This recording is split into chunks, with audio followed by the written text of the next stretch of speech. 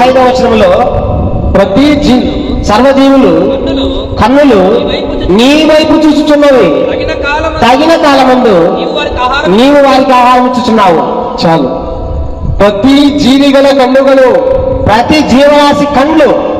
జీవి అంటే మనుషులు కాదు, జీవి అంటే మనిషి మాత్రమే కాదు, ప్రాణులు, జీవరాశులు అన్ని దేవుడి దగ్గర చూస్తాడు, దేవుడి వైపు చూస్తున్నాయంట. టైం టు టైం ఆహారం.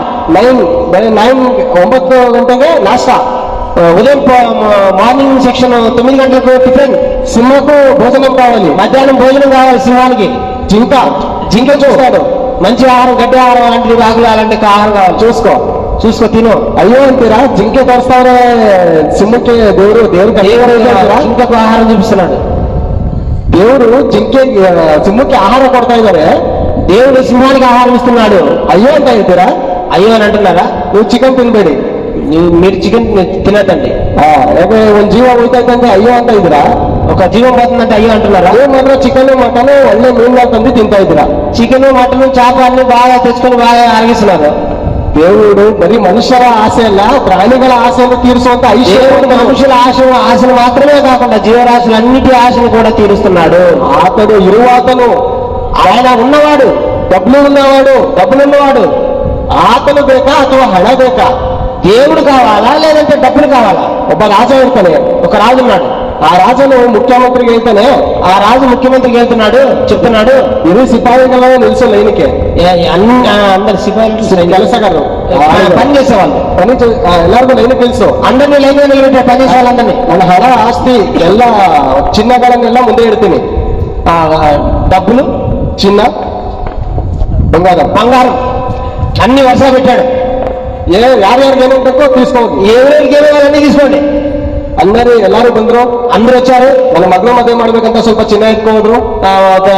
మా కూతురు పెళ్లి చేయాలన్నటువంటి ఆలోచనతో ఒకరు పగారు ఎత్తుకోమన్నారు. ಒಬ್ಬ ಬಂದ, ನನ್ನ ಸಾಲ ಜಾಸ್ತಿ ಆಗೈತೆ, ಸಾಲ ತೀರ್ಸ್ಬೇಕಂತ అప్పులు దగ్గర ఉన్నాయి కాబట్టి నేను అప్పు తీర్చుకునే డబ్బులు తీసుకోబోతున్నాను. ಒಬ್ಬ ಬಂದ, ನಾನು ಒಂದು ಹುಡುಗಿಗೆ ಇಷ್ಟಪಟ್ಟಿದ್ದೀನಿ, ಅವ್ರು ವರದಕ್ಷಿಣೆ ಕೊಡ್ಬೇಕಂತ ಹೇಳ್ತಾ ಹೇಳಿ ಬಂದು ಅವನು ಇಸ್ಕೋದ. వాడు వచ్చినాడు, నేను ఒక అమ్మాయిని ఎత్తుకున్నాను కాబట్టి అమ్మాయి కట్ట మీద ఎత్తి కట్ట మీద కాబట్టి నేను డబ్బులు తీసుకోబోతున్నాను. ಒಬ್ಬ ಆಳು ಸೈಡಲ್ಲಿ ಇತ್ತಿದ್ದಪ್ಪ, ಕೆಲಸದ ಆಳು ಏನಂತಾರೆ, ఆడు ఈ ಕೆಲಸ ಮಾಡ್ತಾರಲ್ಲ, ಮನೆ ಕೆಲಸ, సేవకుడు పని చేసే పని వాడు పాలేదు. పక్కన ఎత్తిದ್ದಾನೆ, పక్కన ఉన్నాడు. ನೀನು ಬಾರೋ ತಗೋಬೋದು ಏನಾದ್ರು ಅಂತ ಹೇಳ್ದ ರಾಜ. నువ్వు కూడా ఏం కావాలి తీసుకోమని అంటున్నాడు. అతను రాజನ సింహాసనంలో ఎత్తుకోతా ఇದ್ದಾನೆ. అతను వచ్చి రాజసింహాసనం ఎత్తుకోమన్నాడంట.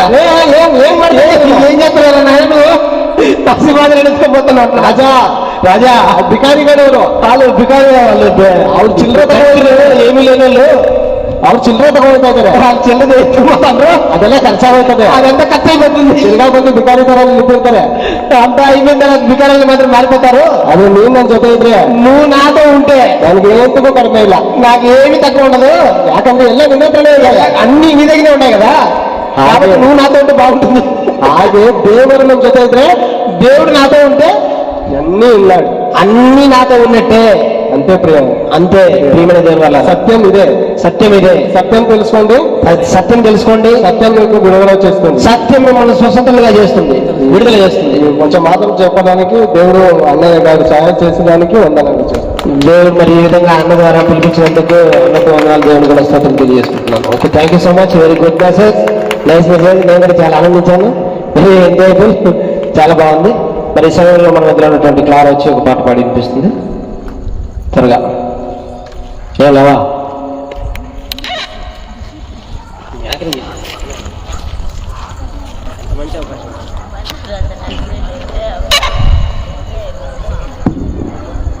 ప్రియుల దేవుని మాటలు వినంగా ఎట్లా ఉంటుందంటే, చేదు కూడా తీపిలాగా మారిపోతుంది. నేను చెప్పిన మెసేజ్ కూడా ఇంతవరకు ఎంజాయ్ చేయలేదు, కానీ బ్రదర్ చెప్పిన మాటలు నిజంగా నేను చాలా సంతోషంగా ఉంది. ఈసారి మీ మీటింగ్ పెట్టినప్పుడల్లా ఆయన వినిపిస్తాను. ఆయన మాత్రం నాకు తెలియదు, ఆయన వస్తాను ఉండాల్సిందే, భర్తనే పెట్టింది. ప్రతి మెసేజ్, ప్రతి మంత్లీ వన్స్ ఖచ్చితంగా పిలిపించాలనుకున్నాను, మనసు నాకు కలిగింది. ఎందుకంటే ఇలాంటివే కావాలి మాకు. డబ్బులు అడగరా, ఛార్జీ డబ్బులు అడగరా, హ్యాపీగా వచ్చి మెసేజ్ చెప్పేస్తారు. వాళ్ళు దగ్గర తింటారు, కారం పెడితే కారం తింటారు, ఏం పెట్టే తెలియదు. అలాంటి సేవకులే కావాలి నాకు. డబ్బులు అడిగేటోళ్ళు వాళ్ళందరినీ నేను పిలిపించలేను, నా వల్ల కాదు. ఒకవేళ అలా అడిగేటోళ్ళు ఉంటే నేనేం చేయగలుగుతాను, డబ్బులు ఉంటే ఇస్తాను, లేకపోతే ఏం చేయాలి చెప్పండి. మరి రెండో మెసేజ్లోకి వెళ్ళిపోదాము.